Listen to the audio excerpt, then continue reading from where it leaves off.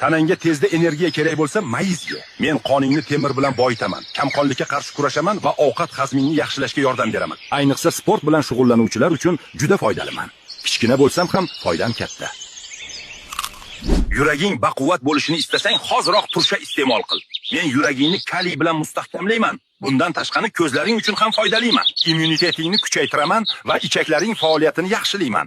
Har kuni ozginadan yesang, tanang senga rahmat aytadi.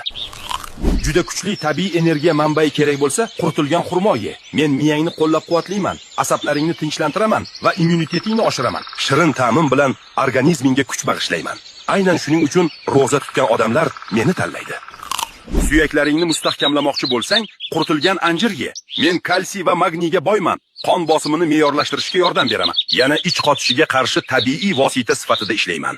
Shirin ta'amim bilan sog'lig'ingga katta foyda keltiraman. Ichak faoliyating yaxshi ishlashini istasang, quritilgan olxo'ri yordamga keladi. Men ichaklaringni yaxshi ishlataman va organizmni tozalashga yordam beraman. Bundan tashqari, suyaklarni mustahkamlayman va qondagi shakarni me'yorlashtirishga yordam beraman. Siz qaysi quritilgan mevani tanlagan bo'lardingiz? Kommentda yozib qoldiring va foydali maslahatlar uchun obuna bo'lib qo'ying.